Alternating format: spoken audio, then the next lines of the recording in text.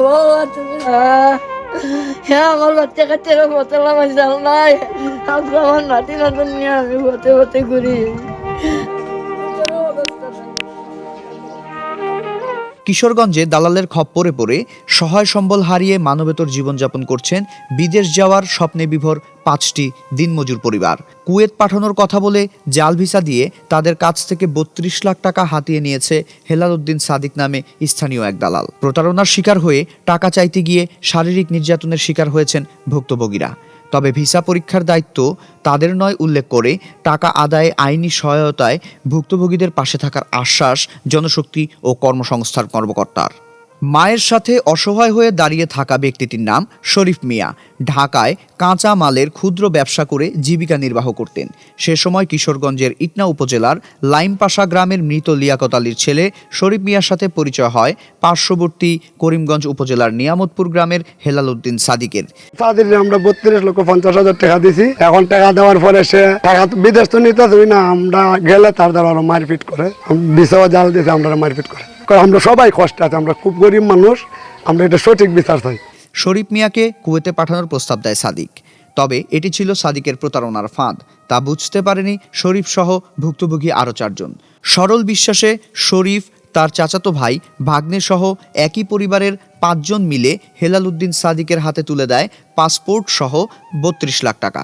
তবে কিছুদিনের মধ্যেই বুঝতে পারেন তারা প্রতারণার শিকার হয়েছেন। ওয়েল কোম্পানি থেকে তার ইউসিল বিদেশের বিষয়ে তা আমরা কাছে হইলো যে ভিসা পিছিয়ে 8 লক্ষ করে টাকা। তখন আমরা 32.5 লক্ষ টাকা তারে দিলাম বিদেশ নিবে, তখন তা আমরা জাল ভিসা দিয়েছে। আমরা টাকা পয়সা সব নিচে তা আমরা দেখা সাক্ষাৎ করে না গেলে আরো মারপিট করে। আমরা এটা বিচার চাই। আমরা টাকা পয়সা কেট কিনে চিনে দিছি, অন জাল ভিসা দিয়া অন অমুক দিন ডেট দেয়, এই সেই আমরা ফার্স্ট টাইম মিলি এর নাম ফত বসা। তাই তো বিদেশ যাবার স্বপ্নে বিভোর শরীফ মিয়ার পরিবারে নেমে আসে অমানিসার আধার। কান্না থামছে না পরিবারের। বিদেশ গিয়ে দিন বদলের আশায় নিজেদের সহায় সম্বল বিক্রি করে সব টাকা তুলে দিয়েছেন দালালের হাতে, কিন্তু সেই স্বপ্ন এখন দুঃস্বপ্ন হয়ে দাঁড়িয়েছে। বাবা তুমি হ্যাঁ আমার বাচ্চা কাচ্চারা বোতলা মাঝাল নাই, আজকে আমার নাতি নতুন নিয়ে আমি হতে হতে ঘুরি। জানা যায় হেলাল উদ্দিন সাদির কুয়েতের অয়েল কোম্পানিতে চাকরির ভিসা দেওয়ার কথা বলে লাইমপাশা গ্রামের শরীফ মিয়া, মোশাররফ হোসেন, বাবলু মিয়া, লুসা মিয়া ও সানাউল করিমের কাছ থেকে 32 লাখ টাকা নেয়। গত 7ই জুলাই তার কিশোরগঞ্জ শহরের শোলাকিয়ার ভাড়া বাসায় বসে টাকা নগদে পরিশোধ করা হয়। এরপর 5 জনকে সাথে নিয়ে কিশোরগঞ্জ কারিগরি প্রশিক্ষণ কেন্দ্রে 3 দিনের ট্রেনিং করানো সহ কর্মসংস্থান ও জনশক্তি অফিসে নিয়ে ফিঙ্গারপ্রিন্ট করায় হেলাল উদ্দিন সাদিক।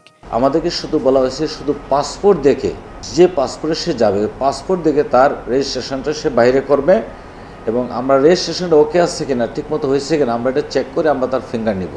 ফিঙ্গারপ্রিন্ট নেওয়ার পরে আমাদের কাজ শেষ। তার ফিঙ্গার দেখায়া, ফিঙ্গার করায়া, রেজিস্ট্রেশন করায়া, ট্রেনিং করায়া তখন বাকি টাকাটা সে বিভিন্ন কলা কৌশলে নিয়ে যায়। সে আদালতে অভিবাসী আইনে সে মামলা করতে পারবে। কিন্তু নানা টালবাহানায় তাদের সময় ক্ষেপণ করা হয়। এক পর্যায়ে বুঝতে পারেন সাদিকের দেয়া ভিসাগুলো নকল। ধরা পড়ে প্রতারণার বিষয়টি। এ অবস্থায় টাকা ফেরত চাইতে কিশোরগঞ্জ সদরে আসলে অপহরণ করে মারধর করা হয় শরীফকে। এরপর থেকে লাপাত্তা সাদিক। আর হতে বসাই দিছে আমার বউ বিষম হলে ডাকাছেন আমার ভূতের কাছে তারা কইলে চল্লা দিয়ে আমার ভূতে কোন ভুগাইছে হ্যাঁ জানে আর আল্লাহ জানে।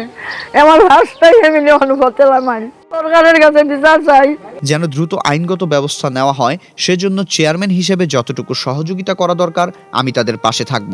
মোহাম্মদ দারুল ইসলাম, চেয়ারম্যান মৃগা ইউনিয়ন পরিষদ। যারা প্রতারিত এরা আমার কাছে আসছিল, বিষয়টা আমাকে অবগত করেছে এবং এরা সত্যিকারই কত দরিদ্র মানুষ, খেটে খাওয়া মানুষ, এদেরকে এরা যেভাবে বিষয়টা আমার উপস্থাপনা করছে, এটা বিষয়টা আমিও হতভম্ব হয়েছি। আমিও তাদেরকে বলছি বিষয়টা যাতে আইনগত ব্যবস্থা নেওয়া হয়। এটা আইনগত ব্যবস্থা নিতে গিয়ে আমাদের যতটুকু সহযোগিতা করার প্রয়োজন আমরা করব, আমি তাদেরকে এই কথাটুকু বলে দিয়েছি। জাল ভিসা দেখিয়ে প্রশিক্ষণ কেন্দ্রে ভর্তি করিয়ে প্রশিক্ষণ নেওয়া ও জেলা কর্মসংস্থান ও জনশক্তি অফিসে বিদেশগামী 5 জনের ফিঙ্গারপ্রিন্ট করা হলেও ওই 2 অফিসের কর্মকর্তাদের দাবি তারা ভিসাগুলো নকল কিনা সেটা তাদের জানা ছিল না। মোহাম্মদ জাভেদ রহিম, অধ্যক্ষ, কিশোরগঞ্জ কারিগরি প্রশিক্ষণ কেন্দ্র। এ ঘটনায় অফিসের কেউ জড়িত থাকলে ব্যবস্থা নেওয়ার আশ্বাস কিশোরগঞ্জ কারিগরি প্রশিক্ষণ কেন্দ্রের অধ্যক্ষের।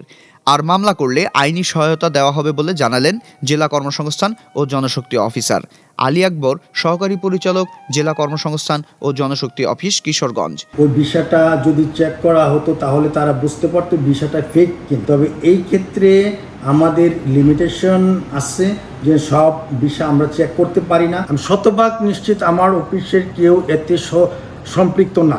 যদি কেউ সম্পৃক্ত থাকে আমি তাৎক্ষণিক তার বিরুদ্ধে বিভাগীয় মামলার ব্যবস্থা করব। ঘটনার পর থেকে এলাকা ছেড়ে পালিয়ে যাওয়ার অভিযুক্ত হেলাল উদ্দিন সাদিকের সঙ্গে যোগাযোগ করা সম্ভব হয়নি। তার পরিবারের লোকজনকেও পাওয়া যায়নি।